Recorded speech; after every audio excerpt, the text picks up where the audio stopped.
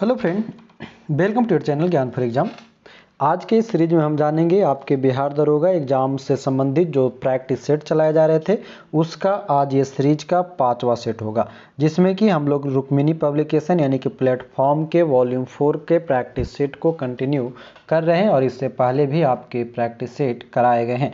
तो उसी सीरीज को आगे बढ़ाते हुए आज ये हमारा 5वां प्रैक्टिस सेट होगा। पीछे के सेट को आपने नहीं देखा है तो बिल्कुल जा कर के उसे देख लेंगे। बहुत ही अच्छे अच्छे प्रश्नों के कॉम्बिनेशन के साथ इस बार की सेट बनाए गए हैं।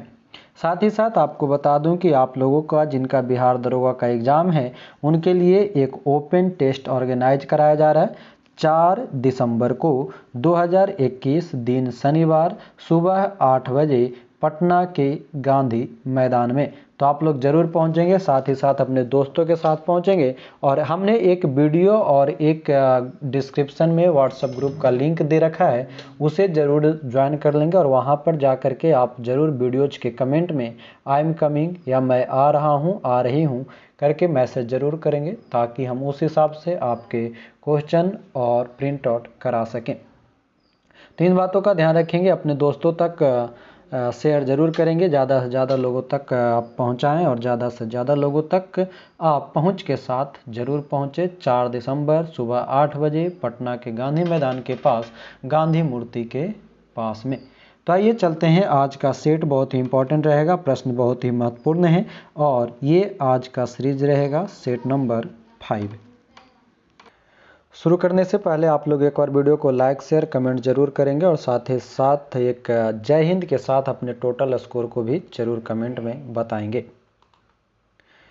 तो देखेंगे, पहला प्रश्न कुछ इस प्रकार से है, सारे लोग आंसर करते चलिएगा। पहला प्रश्न कहता है कि मानव शरीर में पाया जाने वाला कौन सा रेडियो सक्रिय समस्थानिक प्रति सेकंड क्षय होता है, यानी कि उसका कमी होता है। तो सही आंसर बताएंगे और कमेंट में मतलब कि आप आंसर करते चलेंगे सारे लोग, ताकि समझ में आए कि हाँ आपका क्या है। तो इसका आंसर हो जाएगा आपका ऑप्शन नंबर ए K40 एवं C14 जो है, ये दोनों जो है मानव शरीर में हमेशा रेडियो सक्रिय समस्थानिक के रूप में पाया जाता है, जो प्रति सेकंड क्षय भी होता है। दूसरा प्रश्न है कि विंध्य क्षेत्र के किस शिलाश्रय से सर्वाधिक मानव कंकाल मिले हैं। सर्वाधिक मानव कंकाल कहाँ से मिलते हैं? तो सही आंसर हो जाएगा लेखैया शिलाश्रय से, यानी कि ऑप्शन नंबर डी करेंगे। और ये जो लेखैया शिलालेख है ये विंध्य क्षेत्र के मध्य पाषाणिक पुरास्थल उत्तर प्रदेश के आसपास का जगह माना जाता है, जो कि कानपुर में स्थित है। तीसरा प्रश्न है, वर्तमान में CO2 का सांद्रण हमारे वायुमंडल में कितना है। CO2 का सांद्रण हमारे वायुमंडल में कितना है? तो लगभग 390 ppm के रूप में ये जाना जाता है, जबकि प्रतिशत मात्रा के रूप में जब बोला जाता है तो 0.03% हमारे वायुमंडल में कार्बन मौजूद है। ऑप्शन नंबर डी हो जाएगा। चौथा आंसर करेंगे, बहुत ही महत्वपूर्ण है कि प्रतिरक्षा बनाने वाला प्लाज्मा प्रोटीन कौन सा है। प्रतिरक्षा बनाने वाला, तो जो एंटीबॉडी बनाने वाला जो प्रोटीन होता है उसमें सबसे महत्वपूर्ण जो माना जाता है वह है gamma globin, option number B. पांचवा प्रश्न देखेंगे, सभी प्रश्न साइंस के हैं, इस कारण से थोड़ा सा लगेगा अटपटा सा।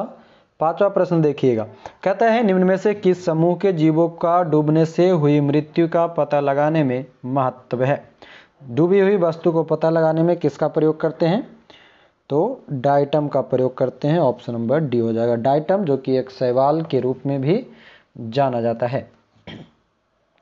अगला प्रश्न देखेंगे, छठा कहता है कि विंड मिल की स्थापना के लिए सबसे अधिक उपयुक्त स्थान कौन सा है। तो विंड मिल की स्थापना के लिए जो सबसे अच्छा उपयुक्त स्थान माना जाता है वो या तो मरुस्थलीय होना चाहिए या तो तटीय होना चाहिए, यानी कि 1 और 2 दोनों। तो ऑप्शन नंबर ए सही होगा।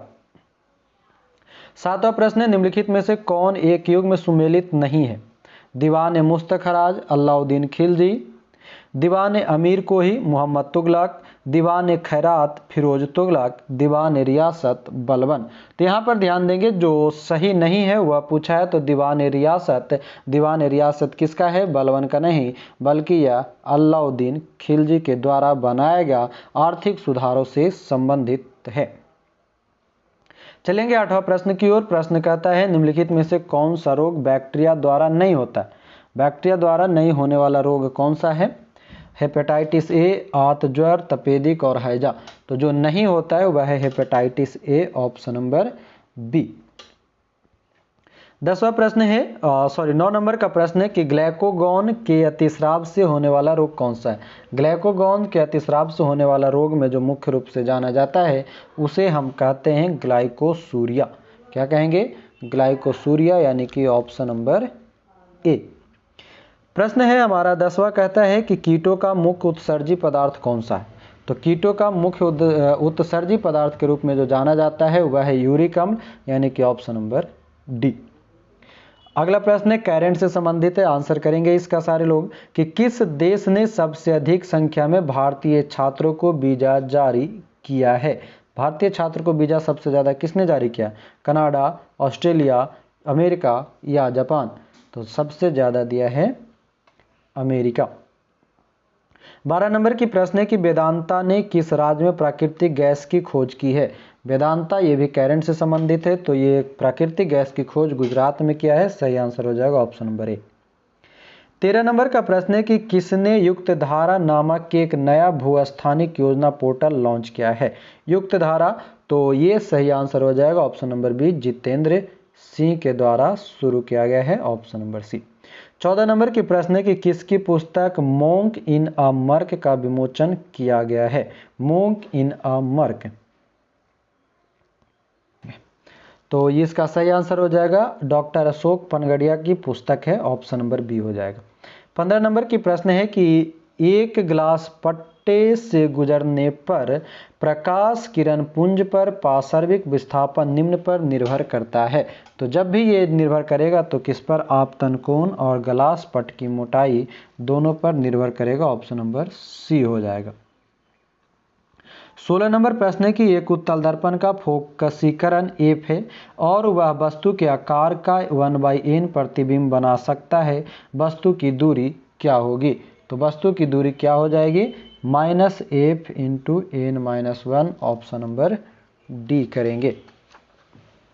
चलेंगे 17 नंबर की प्रश्न क्या कहता है कि 2 सेकंड एक त्वरणशील एक कार 1 सेकंड एक त्वरणशील उसी कार से डैश कितनी गुनी अधिक दूरी तय करेगी यदि दोनों ही मामलों में कार विरामावस्था के समान अवत्वरण पर चलती है?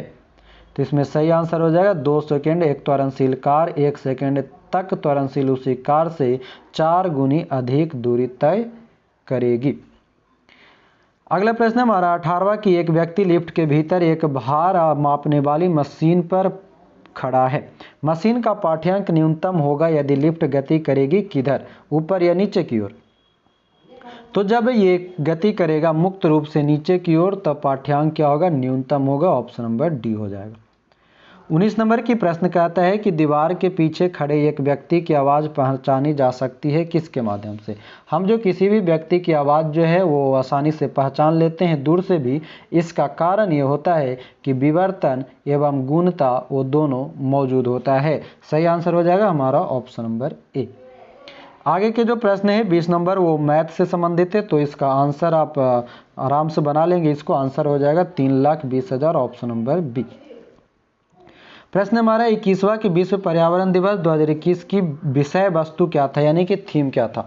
तो विश्व पर्यावरण दिवस जो कि थीम रखा गया था वायु प्रदूषण, यानी कि एयर पॉल्यूशन, ऑप्शन नंबर सी।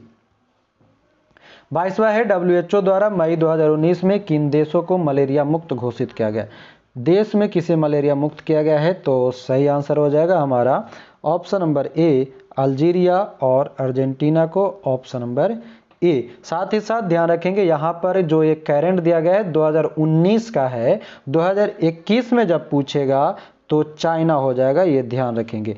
और दक्षिण एशिया में मलेरिया मुक्त होने वाला प्रथम कंट्री जो है वह है मालदीव। तो प्रश्न को ध्यान में रखेंगे, वर्तमान में जब पूछेगा तो 2021 में चीन, उसके साथ साथ 2021 में एक और कंट्री हुआ है अल सल्वाडोर, इसे भी मुक्त किया गया है।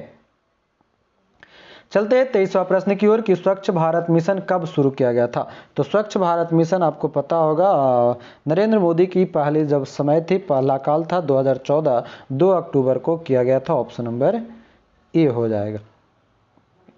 और इसको स्वच्छ करने का जो अभियान था वो लगभग 2019 तक का था, 150वीं वर्षगांठ तक थी। प्रश्न है हमारा कि 1 बिलियन चॉक पाउडर के साथ अभिक्रिया करने पर एक गैस का निर्माण करता है जिससे चूने के पानी का रंग दूधिया हो जाता है, उस बिलियन में क्या है। तो उस बिलियन में क्या होगा, HCl हाइड्रोक्लोरिक एसिड का प्रयोग किया जाता है और इसी हाइड्रोक्लोरिक एसिड को हम म्यूरेटिक अम्ल के नाम से भी जानते हैं।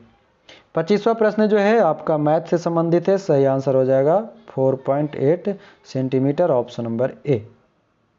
आगे देखते हैं 26 नंबर का प्रश्न कहता है कि भारतीय राष्ट्रीय कांग्रेस का पहला अधिवेशन कब आयोजित हुआ था। हिस्ट्री से संबंधित है, कब हुआ था। तो भारतीय राष्ट्रीय कांग्रेस का पहला अधिवेशन जो हुई थी 1885 दिसंबर में हुआ था। ऑप्शन नंबर डी कर लेंगे। उस समय इसकी अध्यक्षता किसने किया था, तो व्योमेश चंद्र बनर्जी ने किया था। ऑप्शन नंबर डी हो जाएगा। प्रश्न हमारा 27वां कि भारतीय अंतरिक्ष अनुसंधान समिति का गठन कब किया गया था। आंसर करिए, तो आंसर करेंगे इसका जल्दी से। 1962 में भारतीय अंतरिक्ष अनुसंधान समिति की बात की है तो 1962। जब संगठन की बात करेगा यानी कि जब इसरो आएगा तब 69। ठीक है, भारतीय अंतरिक्ष अनुसंधान समिति का गठन 1962, भारतीय अंतरिक्ष कार्यक्रम की शुरुआत 1963, भारतीय अंतरिक्ष अनुसंधान संगठन की स्थापना 1969 और अंतरिक्ष आयोग और अंतरिक्ष विभाग की स्थापना 1972, जबकि अंतरिक्ष में हमने पहली बार कदम रखा था 1957, जो कि हमने नहीं मतलब रूस ने जो रखा था वो 1957 में, और हमारा जो गया था 75 में गया था। 28वां है कि कंप्यूटर फील्ड में OLE का विस्तार क्या होता है। OLE तो ये हो जाएगा object linking and embedding, option number ए। अगला प्रश्न है 29, ये भी मैथ से ही संबंधित है तो इसका सही आंसर कर लेंगे। ऑप्शन नंबर डी हो जाएगा। क्या है, 500 से छोटी बड़ी से बड़ी, वो LCM वाला जो है उस पर आधारित है। 30 नंबर कहता है 2021 में ग्रीष्मकालीन ओलंपिक खेल 2020 कहाँ आयोजित किया गया है। तो ये हाल फिलहाल की ही करंट से है, टोक्यो जापान में किया गया है। टोक्यो और पैरा ओलंपिक दोनों वहीं पर। 31वां प्रश्न भी आपका मैथ से है तो मैथ देख लेंगे। 31 का ऑप्शन नंबर ए हो जाएगा 110। 32 नंबर कहता है कि बरगद के पेड़ का वानस्पतिक नाम क्या है। बरगद के पेड़ के वानस्पतिक नाम को हम फाइकस बेंगेलेंसिस के नाम से जानते हैं। ऑप्शन नंबर सी हो जाएगा। और तुलसी के पेड़ को हम कहते हैं ओसिमम टेन्यूफ्लोरम। नीम के पेड़ को कहते हैं एजा डायरेक्टा इंडिका। एजा डायरेक्टा इंडिका नीम का है। और पीपल के पेड़ का वानस्पतिक नाम ficus religiosa. Ficus religiosa people का और फाइकस बेंगालेंसिस बरगद का होता है। 33 नंबर का प्रश्न पुनः आपके मैथ का है तो इसका आंसर कर लेंगे। Option number D 4।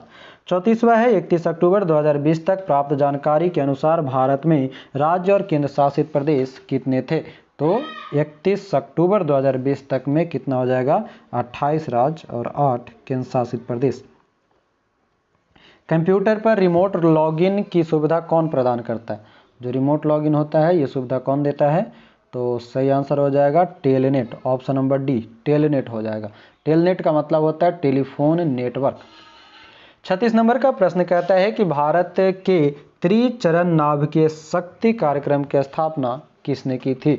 त्रिचरण नाभिकीय शक्ति कार्यक्रम की स्थापना किसने किया था, आंसर करेंगे तो सही आंसर हो जाएगा डॉक्टर होमी जहांगीर भाभा। और होमी जहांगीर भाभा की अध्यक्षता में ही 1948 में परमाणु ऊर्जा आयोग की भी स्थापना की गई थी। परमाणु ऊर्जा आयोग की स्थापना की गई। परमाणु ऊर्जा विभाग की जब बात करेगा तो 1954 में स्थापित किया गया था। अगला प्रश्न हमारा 37वां कि भारतीय राष्ट्रीय कांग्रेस के पहले मुस्लिम अध्यक्ष कौन थे। पहले मुस्लिम अध्यक्ष की जब बात करेगा तो हमारा सही आंसर हो जाएगा कौन सा, Badruddin Tyabji. Option number A. और बदरुद्दीन तैयबजी जो तीसरा सम्मेलन था 1887 का, उसमें भाग लिए थे मद्रास वाला में। अगला है हमारा 38वां कि भारत सरकार की निम्नलिखित में से कौन सी व्यवस्था भारत में प्रत्यक्ष विदेश निवेशी यानी कि एफडीआई को आकर्षित करने के लिए नहीं है। तो पहला कथन क्या कहता है कि भारत सरकार ने एफडीआई प्रस्तावों के अनुमोदन तंत्र को सरल बनाया है। ठीक है। एफडीआई के प्रस्तावों को आवेदन प्राप्त होने के 10 दिनों के भीतर स्वीकृति दे दी जाती है, यह भी ठीक है। तीसरा ऑप्शन कहता है कि भारत सरकार ने घोषणा की उद्यमिता पाठ्यक्रम का प्रबंधन राज्य सरकारों द्वारा किया जाएगा। और चौथा कहता है राज्यों को सिंगल विंडो क्लियरेंस सिस्टम को मजबूत करने पर ध्यान देना चाहिए। तो चौथा सही है, यानी कि हमारा आंसर हो जाएगा ऑप्शन नंबर सी। 39वां प्रश्न है कि भारत ने किस पंचवर्षीय योजना के दौरान मिश्रित अर्थव्यवस्था का विकल्प चुना। मिश्रित अर्थव्यवस्था, भारत की अर्थव्यवस्था कैसी है, मिश्रित है। और यहाँ पर ये कब चुना गया, तो दूसरी पंचवर्षीय योजना के समय चुना गया था। दूसरी पंचवर्षीय योजना जो कि 1956 से 1961 के बीच था और इसका मॉडल था पीसी महालनोबिस मॉडल। इसी समय भारी उद्योग को सर्वोच्चता दी गई थी, जिसमें कि हमारा राउरकेला, भिलाई और दुर्गापुर, ये तीनों की स्थापना की गई थी। 40वां है खाद्य श्रृंखला के तीसरे पोषी स्तर में निम्नलिखित में से किसे शामिल किया गया है। खाद्य श्रृंखला के तीसरे पोषी में जो शामिल होता है वह होता है द्वितीयक उपभोक्ता। मनुष्य जो है वो कैसा उपभोक्ता है, द्वितीय उपभोक्ता के रूप में ही जाना जाता है।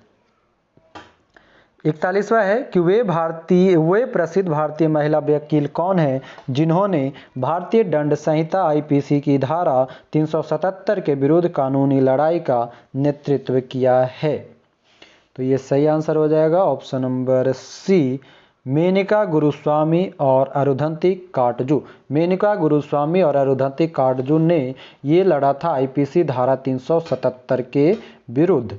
और ये आईपीसी धारा 377 क्या कहता है कि जो कोई भी किसी पुरुष, महिला या पशु के साथ प्रकृति की व्यवस्था के खिलाफ यौन संबंध बनाता है तो इस अपराध के लिए उसे 10 वर्ष की सजा या आजीवन कारावास से दंडित किया जाएगा। यानी कि आईपीसी की धारा 377 जो है बलात्कार, रेप से संबंधित काम करता है। और साथ ही साथ इससे ही संबंधित अगर आईपीसी की धारा 376 का बात करेगा तो आईपीसी की धारा 376 जबरन किसी से शारीरिक संबंध बनाने का अगर प्रयास किया जाता है, जिसमें कि हम जो रेप और बलात्कार का जो वर्ड हमने 377 में किया उसको हम वहां न यूज करके 376 में ये सटीक बैठेगा। क्योंकि रेप और बलात्कार जो होता है वो अक्सर जबरन ही होता है, तो उस श्रेणी में धारा 376 काम करेगा। और धारा 377 जो है यौन संबंध के खिलाफ अगर कुछ ऐसी होती है तब वो प्रकृति 377 के अंतर्गत रखा जाएगा। तो ये किसका आंसर हो जाएगा, ऑप्शन नंबर सी। 42 है कि दुनिया का सबसे व्यस्त समुद्री मार्ग कौन सा है। तो दुनिया का सबसे व्यस्त समुद्री मार्ग के रूप में उत्तरी अटलांटिक समुद्री मार्ग को जाना जाता है। और ये सभी जो है संयुक्त राज्य अमेरिका के पूर्वी तट के तटीय भाग तथा पश्चिमी यूरोप के मध्य संपर्क को स्थापित करने के लिए जाना जाता है। चलते अगले प्रश्न की ओर। 44वां कहता है कि गांधी जी के दांडी मार्च के संदर्भ में निम्नलिखित में से कौन सा कथन असत्य है। दांडी मार्च, तो ये कहता है यह साबरमती आश्रम से दांडी मार्च तक का मार्च था। नमक कर का विरोध करना इसका विशेष प्रयोजन था। समुद्र किनारे पहुंचकर गांधी जी ने नमक बनाया था। और गांधी जी ने 5 अप्रैल को नमक सत्याग्रह से सविनय अवज्ञा आंदोलन प्रारंभ किया था। प्रश्न यहाँ पर क्या है, गलत कथन की, तो ध्यान रखेंगे ये ऑप्शन नंबर डी जो है वो गलत हो जाएगा। क्योंकि जो किया गया था ये 5 अप्रैल को नहीं, कब किया गया था, 6 अप्रैल को किया गया था। चलेंगे अगले जो प्रश्न है 44 नंबर कहता है कि बिहार के निम्न प्रशासनिक विभागीय जोड़ों में से किस जोड़े से गंगा नदी नहीं बहती है। गंगा नदी कहाँ से नहीं बहती है, तो दरभंगा मुंगेर, पूर्णिया भागलपुर, तिरहुत सारण और कोसी मगध। तो यहाँ पर सही आंसर हो जाएगा कोसी और मगध से गंगा नदी का प्रवाह नहीं होता है। अगर हम बिहार में गंगा नदी की कुल बात करें तो बिहार में गंगा की कुल लंबाई 445 किलोमीटर की होती है। और गंगा जो है अगर इसके क्रम क्रम की हम बात करें सिर्फ बिहार में जिलों की, तो ये बक्सर से शुरू होता है और आखिरी में कटिहार तक जाता है। बक्सर, भोजपुर, सारण, फिर पटना, फिर वैशाली, समस्तीपुर, बेगूसराय, उसके बाद बेगूसराय के बाद खगड़िया, मुंगेर, भागलपुर, तब कटिहार। ये कभी कभी पूछता है कि कहाँ से प्रवेश करता है और कहाँ से अंत होता है। तो बिहार में बक्सर से प्रवेश होगा और कटिहार में अंत होगा, टोटल 445 किलोमीटर के अंतर्गत। और ये कोसी और जो मगध दिया है ये प्रमंडल का रूप है, तो प्रमंडल में यहाँ से नहीं बहता है। 45वां है कि वे राष्ट्रीय नेता कौन थे जो 1925 में सेंट्रल लेजिस्लेटिव असेंबली के अध्यक्ष निर्वाचित हुए थे। तो इसका सही आंसर हो जाएगा विट्ठल भाई पटेल। सेंट्रल लेजिस्लेटिव असेंबली 1925 में विट्ठल भाई पटेल ने, और इसी समय इन्हीं के समय में जो आपका भगत सिंह और बटुकेश्वर दत्त ने जो बम फेंका था वो घटना इन्हीं के समय से संबंधित है। और विट्ठल भाई पटेल स्वराज पार्टी के समर्थन से शामिल हुए थे, जीत करके आए थे। 46वां प्रश्न कहता है कि वर्ष 1934 में कांग्रेस समाजवादी पार्टी का गठन किसके द्वारा किया गया था। 1934 में कांग्रेस समाजवादी पार्टी का गठन किसके द्वारा किया गया। तो यहाँ पर दो लोगों का नाम है। तो एक तो आपका जयप्रकाश नारायण है, दूसरा आप छाटिए तो कौन सा हो जाएगा, दूसरा हो जाएगा हमारा आचार्य नरेंद्र देव दत्त, यानी कि ऑप्शन नंबर बी। कब की गई, 1934 में किया गया था। चलते अगला प्रश्न कहता है 47वां की राष्ट्रवादी कांग्रेस पार्टी का गठन किस वर्ष किया गया था। राष्ट्रवादी कांग्रेस पार्टी का गठन यानी कि जिसे हम एनसीपी के नाम से जानते हैं, और एनसीपी का गठन 1999 में किया गया था, और इसके वर्तमान संस्थापक के रूप में जो जाना जाता है वह है शरद पवार। कौन जाना जाते हैं, शरद पवार को जाना जाता है। वर्तमान में हमारे यहाँ टोटल राजनीतिक पार्टी राष्ट्रीय कितना है,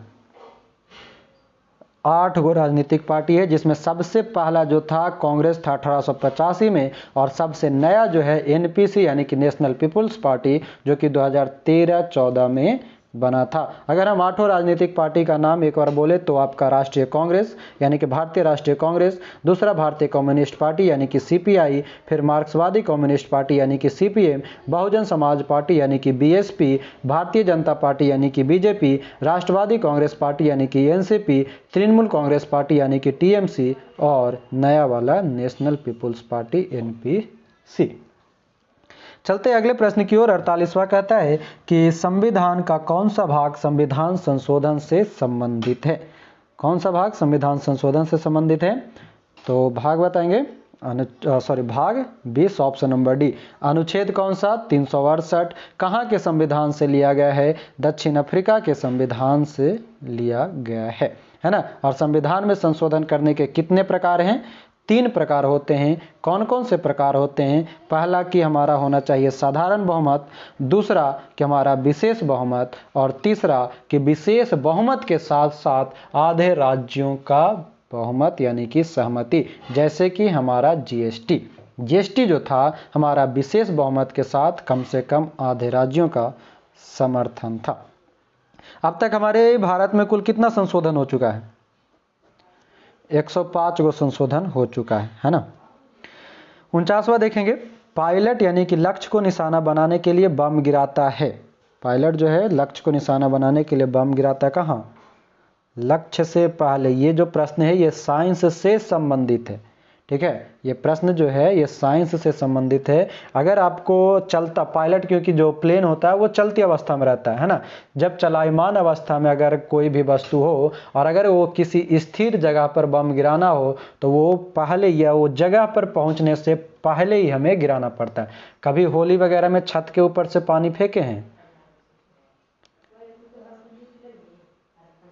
नहीं, पर वाला या कार वाला दूसरा है कि वो आप 45 डिग्री पे फेंकते हैं। कभी होली में छत के ऊपर से पानी फेंकिएगा, रंग फेंकिएगा, अगर कोई व्यक्ति वहां से गुजर रहा है, अगर तब आप ऊपर स्थिर हैं और आपका नीचे का व्यक्ति गतिमान है, तो तब तक आप ऊपर से रंग फेंकेंगे, तब तक वो व्यक्ति उस स्थान को छोड़ करके आगे की ओर बढ़ जाएगा। इसलिए आपको एक आइडिया देते हैं, आज के बाद कभी भी रंग फेंकिएगा छत पर से तो देखिएगा कि वो व्यक्ति आ रहा है तो उसके आने से थोड़ा पहले ही पानी फेंकिएगा, तब वो सटीक उस पर जाके गिरेगा, तब आएगा होली हो, है ना, होली जियो, यही बोलते हैं ना, तो होली जियो,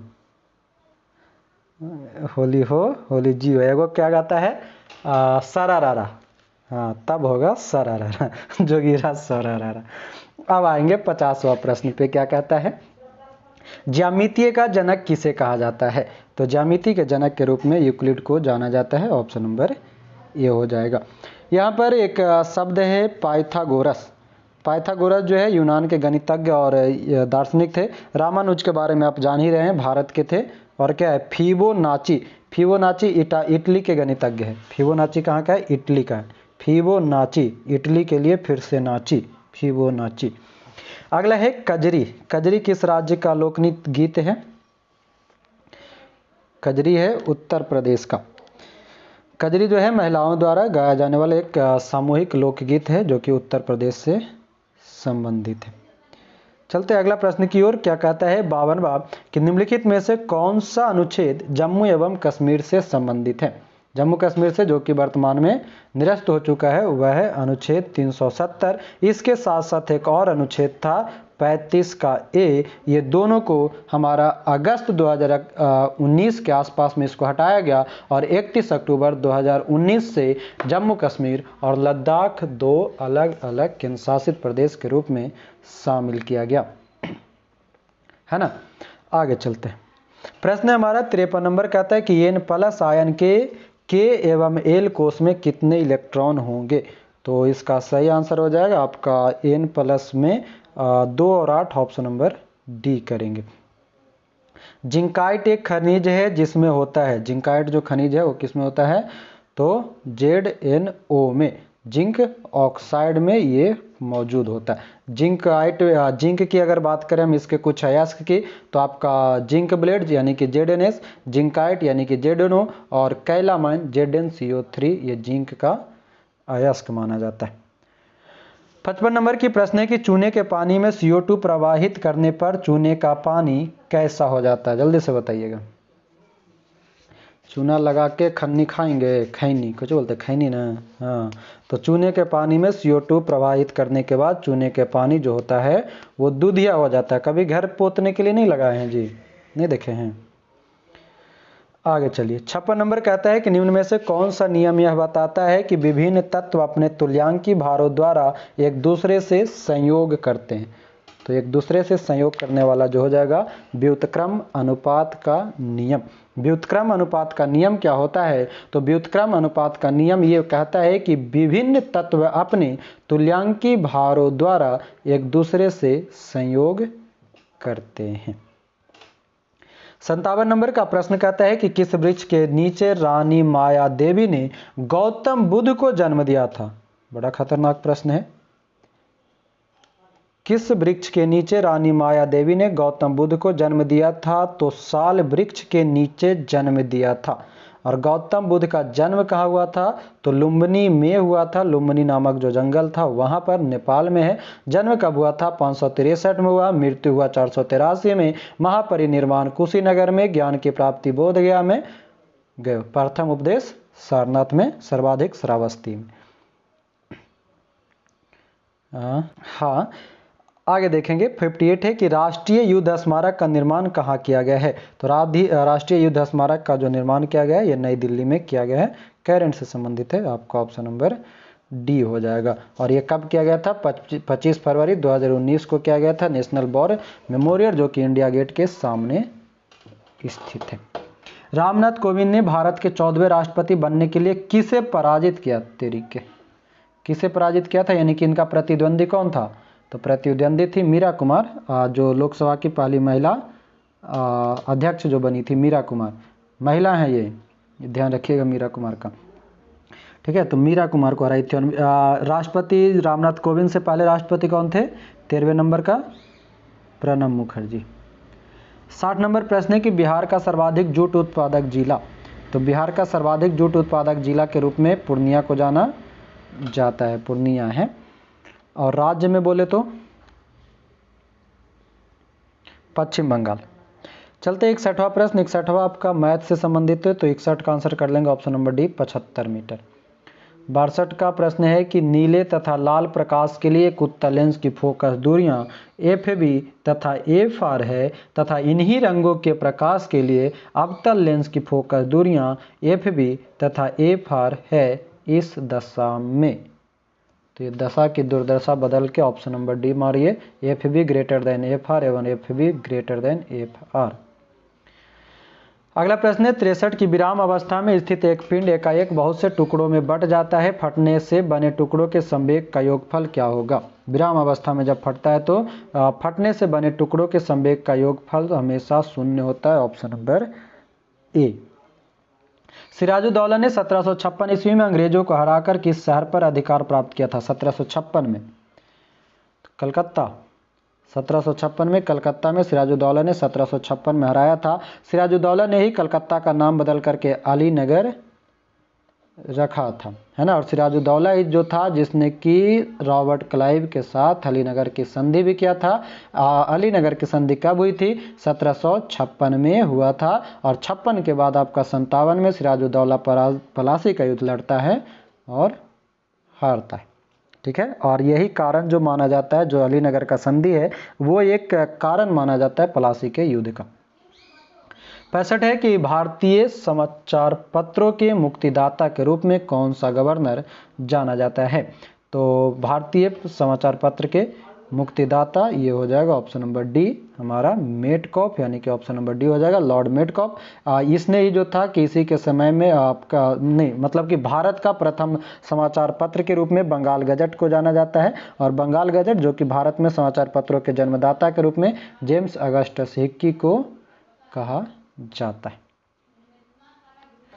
अगला प्रश्न हमारा 66 नंबर कहता है कि गुजरात में सत्याग्रह आश्रम की स्थापना गांधी जी ने किस वर्ष की थी। गुजरात में सत्याग्रह आश्रम की स्थापना कब किया गया था। तो ये किया गया था 1915 में। कहाँ किया गया था? अहमदाबाद में किया गया था। और अहमदाबाद के कोचरब में ये जगह है, अहमदाबाद के कोचरब में वो जगह का नाम है जहाँ पर सत्याग्रह आश्रम स्थापित किया गया था। और यहीं से फिर कोचरब से आश्रम को साबरमती के तट पर 1917 में लिया गया, लेके जाया गया। ध्यान दीजिएगा, दो तरह के प्रश्न है। जब स्थापना किया गया था तब अहमदाबाद जो शहर है वहाँ के एक गांव जो है कोचरब, वहाँ पर सत्याग्रह आश्रम बना। उसके बाद 1917 में कोचरब से जो सत्याग्रह आश्रम था उसको स्थानांतरित किया गया 1917 में साबरमती नदी के तट पर, ठीक है। और उसके बाद जो सत्याग्रह आश्रम है वही सत्याग्रह आश्रम साबरमती आश्रम के नाम से जाना जाता है। और वही साबरमती आश्रम है जहां से कि आपका 12 मार्च 1930 को गांधी जी ने दांडी यात्रा शुरू किया था। क्लियर? आगे चलेंगे। खूब गेहूं उपजाओ, गेहूं ही हमें जंग जिताएगा, यह किसने कहा था। किसने कहा है? तो ये कथन है वुडरो विल्सन की। वुडरो विल्सन जो कि प्रथम विश्व युद्ध के समय अमेरिका के राष्ट्रपति थे, ठीक है। और जब अमेरिका में कब शामिल हुआ था इसमें प्रथम विश्व युद्ध में 1917 में शामिल हुआ था। समाप्ति हुआ था कब? 18 में। तो ये कथन हो गया वुडरो विल्सन का, खूब गेहूं उपजाओ, गेहूं से ही हम जंग जीतेंगे। 68 है कि सतपुड़ा और बिंद के बीच कौन सी नदी बहती है। सतपुड़ा और बिंद के बीच में नर्मदा नदी बहती है, ऑप्शन नंबर डी हो जाएगा। नर्मदा नदी जो कि विंध्याचल पर्वत श्रेणी के अमरकंटक नामक स्थान से निकलता है। और नर्मदा नदी खंबात की खाड़ी में जो कि एस्चुअरी बनाते हुए बंगाल की खाड़ी में गिरती है, जिसकी कुल लंबाई 1312 किलोमीटर है। और नर्मदा नदी पर ही जबलपुर में धुआंधार जलप्रपात भी स्थित है। और ये क्या बनाता है? एस्चुअरी, यानी कि एस्चुअरी को इंग्लिश में क्या बोलते हैं? हिंदी में ज्वारनद मुख बोलते हैं। 69 नंबर का प्रश्न है कि पालघाट निम्नलिखित में से किन राज्यों को जोड़ता है। पालघाट, तो पालघाट जोड़ेगा हमारा किसको? तमिलनाडु और केरल को। तमिलनाडु और केरल को, ऑप्शन नंबर सी, ठीक है। पालघाट तमिलनाडु और केरल को जोड़ता है। एक होता है थालघाट। थालघाट किसको जोड़ेगा? नासिक और मुंबई को। भोरघाट किसको जोड़ता है? मुंबई और पुणे को, ठीक है। चलिए आगे। 70 नंबर की प्रश्न कहता है कि क्षेत्रफल की दृष्टि से निम्नलिखित देशों का सही अवरोही क्रम कौन सा है। क्षेत्रफल के नाम पे पूछ रहा है। तो सबसे केस में पूछ रहा है अवरोही यानी कि डिसेंडिंग ऑर्डर में, तो ब्राज़ील, फिर ऑस्ट्रेलिया, फिर भारत, फिर अर्जेंटीना, यानी कि ऑप्शन नंबर बी। ठीक है, ऐसे क्षेत्रफल की दृष्टि से हम सबसे बड़ा की अगर बात करें तो रूस, फिर कनाडा, फिर चीन, फिर अमेरिका, है ना। और क्षेत्रफल की दृष्टि से भारत हमारा कितने नंबर पे, 7वें नंबर पे, है ना। जैसे अगर सीक्वेंस बोले तो रूस, कनाडा, चीन, America, Brazil, Australia, Bharat, Argentina. Brazil जो है ऐसा देश है जो कि क्षेत्रफल और जनसंख्या दोनों में 5वें नंबर पे। अगला है 71 नंबर की गंगा की सबसे बड़ी सहायक नदी कौन सी है। गंगा की सबसे बड़ी सहायक नदी यमुना नदी है। और गंगा जो यमुना जो है ये किधर से मिलता है, उत्तर से कि दक्षिण से। यमुना नदी गंगा में किधर से मिलती है, गलत। गंगा जो यमुना नदी है पटना के समीप आकर के उत्तर की ओर से मिलती है। ये इसका सबसे बड़ा एगो थी दक्षिण सॉरी नीचे से आके मिलती है ना, नीचे दक्षिण हो जाता है, हम आप करेंगे दक्षिण से ही मिलती है यमुना नदी, जो कि 1375 किलोमीटर लंबा है। और ये कहाँ से निकलता है, यमुनोत्री हिमाद्री से निकल के आता है, बंदरपूछ से। हाँ सही बोले, हम ही उल्टा देख ली। सोन नदी ये सब है, जो सोन गंडक ये जो है ये आपका नीचे से मिलता है, उत्तर से मिलता है। सुधार लेंगे उसको, यमुना नदी दक्षिण से ही मिलता है। आगे देखेंगे 72 कहता है मतदान का अधिकार नागरिकों का कैसा अधिकार है। कैसा अधिकार है, वोट करने गए हैं पंचायत चुनाव में, तो मतदान करने का अधिकार राजनीतिक अधिकार है। हाँ राजनीतिक अधिकार है, राजनीतिक अधिकार है हमारा, ऑप्शन नंबर सी। हाँ मतदान का अधिकार क्या हो जाएगा, राजनीतिक अधिकार हो जाएगा। और ये जो 324 अनुच्छेद 324 किससे संबंधित है, तो चुनाव आयोग से संबंधित है। और 326 अनुच्छेद क्या कहता है, तो वयस्क मताधिकार के आधार पर चुनाव जो संपन्न होगा उसके बारे में चर्चा करता है। 73 नंबर प्रश्न है कि किस धातु का मुद्रा के रूप में सर्वाधिक प्रयोग हुआ है। किस धातु का, तो सही आंसर हो जाएगा चांदी और सोना का प्रयोग सबसे ज़्यादा हुआ था। चांदी के सिक्के को मौर्य काल में किस नाम से जाना जाता था, तो पर्ण के नाम से, पर्ण के नाम से जाना जाता था। और गुप्त काल में रुपयक, और गुप्त काल में सोना के सिक्का को दिनार, है ना।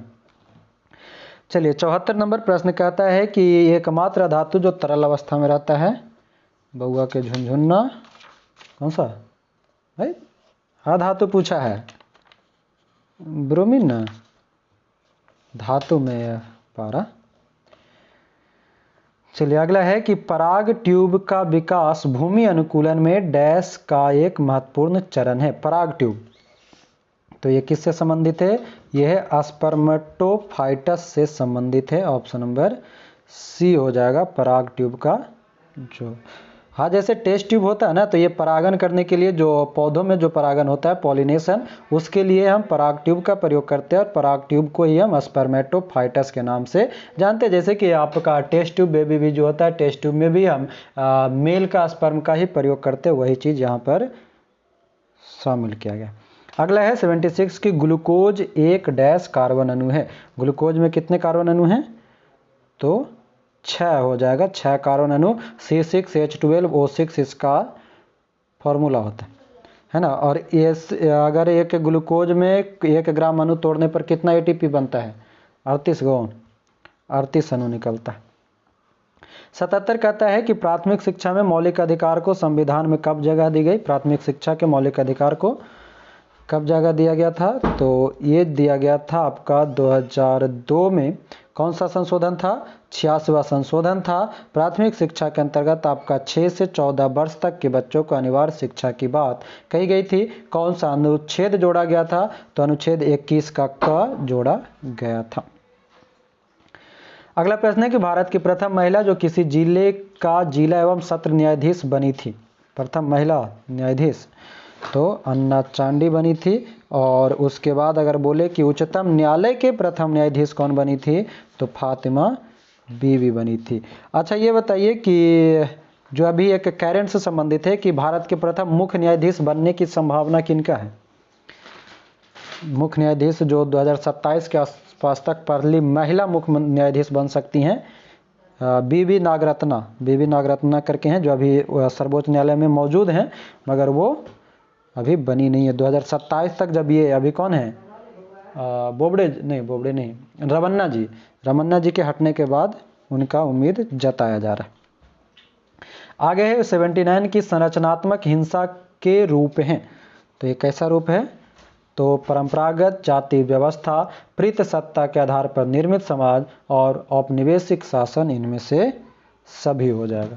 संरचनात्मक यानी कि स्ट्रक्चर, परंपरागत जाति व्यवस्था रहेगा तो भी आप लड़िएगा, बाबूजी की संपत्ति रहेगा औरों पे लड़िएगा, और औपनिवेश रहेगा तो लोग लड़ता ही है। तो ये सभी कुछ। अगला है 80 नंबर की, भारत में गरीबी रेखा के नीचे रहने वाले लोगों की पहचान के लिए कितने पैरामीटर शामिल किए गए हैं, यानी कि निर्धारित किए गए हैं। तो कितना पैरामीटर है? कुल 13 पैरामीटर को शामिल किया गया गरीबी रेखा से नीचे वालों के लिए। और गरीबी से, ये तो प्रश्न उतना इंपॉर्टेंट नहीं है, मगर गरीबी से संबंधित कुछ आयोग या समिति बना था, जिसमें आपको पता होना चाहिए BM डांडेकर समिति बना था 71 में। इसी के समय अलग समिति आया था 71 में, आपने पढ़ा होगा रंगराजन समिति 2014 वाला, तेंदुलकर समिति 2009 वाला, और लकड़ावाला समिति 1993 का। ये सभी जो है गरीबी से संबंधित समिति बनाया गया है। 81 कहता है कि मुद्रा वही है जो मुद्रा का कार्य करती है। यह कथन किसका है? मुद्रा वह है जो मुद्रा का कार्य करता है, ये किसका कथन है? तो हार्टले विदर्स का कथन है, option number C. James Keynes का एक कथन बहुत ही इंपॉर्टेंट है, वो कौन सा है? जेम्स किन्स का, कि मुद्रा में उन सब चीज़ों को शामिल किया जाता है जो बिना किसी प्रकार के संदेह अथवा विशेष जांच के वस्तुओं को खरीदने और बेचने की क्षमता रखता है, बिना किसी संदेह के। तो आंसर हो जाएगा यहाँ पर मुद्रा वही मुद्रा है जो कार्य करता है, हार्टले विदर्स। आगे कहता है 82 कि भारत में उष्णकटिबंधीय सदाबहार वन कहाँ पाए जाते हैं? उष्णकटिबंधीय सदाबहार वन पाए जाते हैं केरल में, ऑप्शन नंबर ए हो जाएगा। चलते आगे। तो अगर अभी कैरेंट से अगर रिलेट करें हम, तो भारत में सबसे ज़्यादा वन किस राज्य में है? सर्वाधिक वन वाला क्षेत्रफल वाला राज्य मध्य प्रदेश, और वन प्रतिशत वाला राज्य मिजोरम। वन प्रतिशत में बोलेगा तो मिजोरम, वन सर्वाधिक क्षेत्रफल में बोलेगा तो मध्य प्रदेश, और सर्वाधिक वृद्धि वाला बोलेगा, मतलब कि अपने क्षेत्रफल में वृद्धि जो किया है, कर्नाटका किया है। 83 नंबर पे आएंगे, कौन सा? छत्तीसगढ़ वन से कहाँ है होगा। आगे 83 की आबू पहाड़ियों का गुरु शिखर किस पर्वत श्रृंखला की सबसे ऊंची चोटी है? आबू पर्वत अरावली की सबसे ऊंची चोटी है, और इसकी गुरु शिखर की ऊंचाई जो है 1722 मीटर की है, जो कि राजस्थान में स्थित है। 84 है कि निम्नलिखित में से कौन सा भारत का सबसे ऊंचा पर्वत शिखर है? भारत का सबसे ऊंचा पर्वत शिखर तो K2 यानी कि गॉडविन ऑस्टिन हो जाएगा। Godwin Austen. और जबकि विश्व का बोलेगा तो माउंट एवरेस्ट आपका 8848.86 वाला, 86 अभी बढ़ा है, नेपाल और चीन ने घोषित किया है। और कंचनजंगा और नंगा पर्वत जो कहाँ स्थित है? तो आपके भारत की ही चोटी। 85 है बिली का अभिप्राय क्या है? बिल्ली क्या है? बिल्ली तो ऑस्ट्रेलिया के निकट का उष्णकटिबंधीय चक्रवात को हम बिली कहते हैं।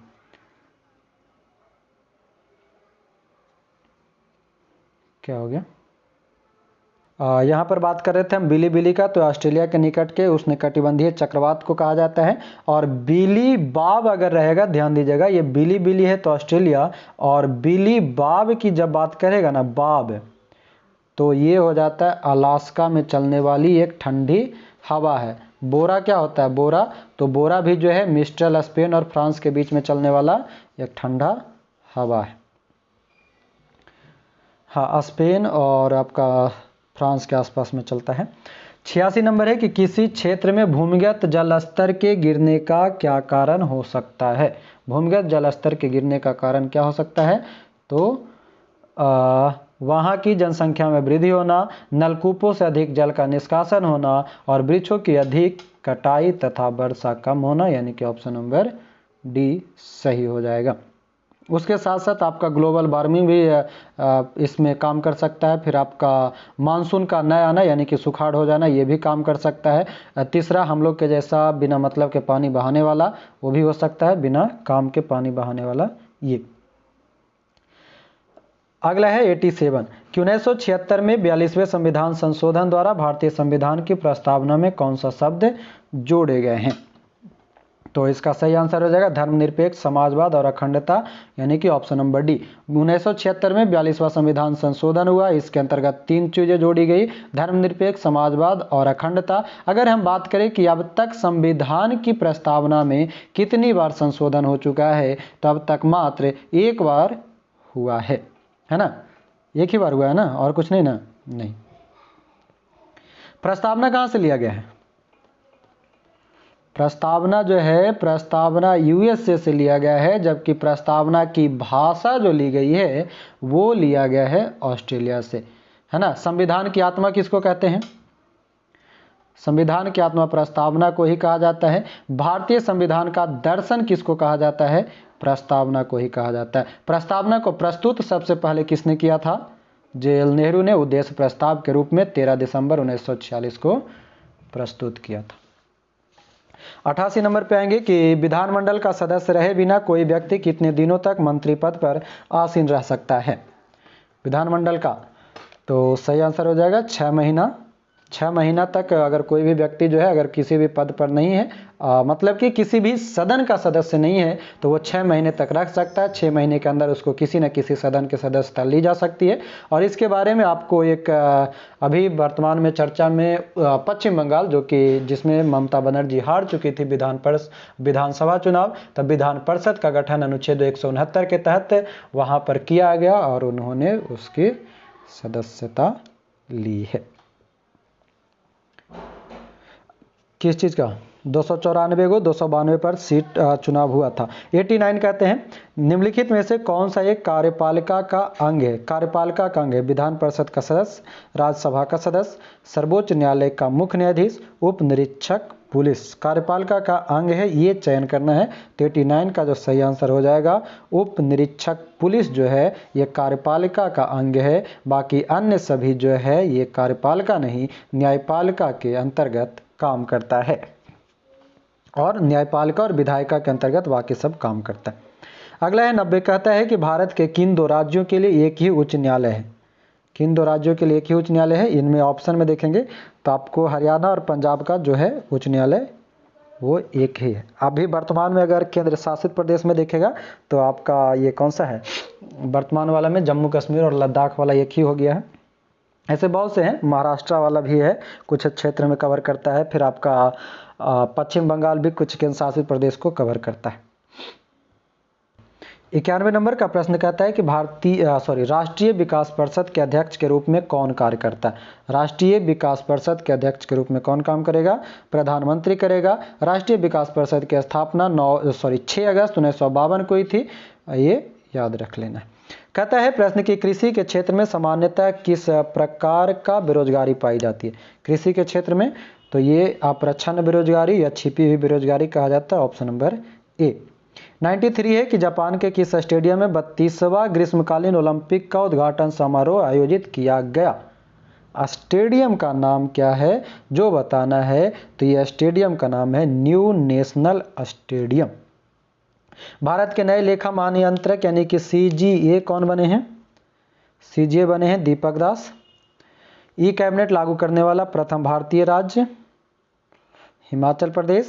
अंतरिक्ष जाने वाली भारतीय मूल की तीसरी महिला श्रीषा बांदल। इससे पहले आपका कल्पना चावला और एक कौन थे? सेरेना विलियमसन, और तीसरा हो गए श्रीषा बांदल।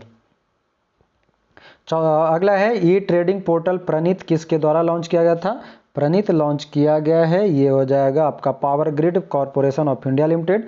98 है कि केंद्रीय श्रम एवं रोजगार मंत्रालय ने आधार की प्रासंगिकता को कवर करने वाली सामाजिक सुरक्षा संहिता 2020 की इस धारा को अधिसूचित किया है।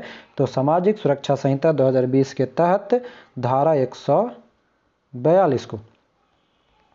99 है कि विश्व जल दिवस 2021 का विषय निम्न में से क्या है? तो विश्व जल दिवस जो कब मनाया जाता है? इसका वैल्यूइंग वाटर 22 मार्च को मनाया जाता है, ऑप्शन बी हो जाएगा।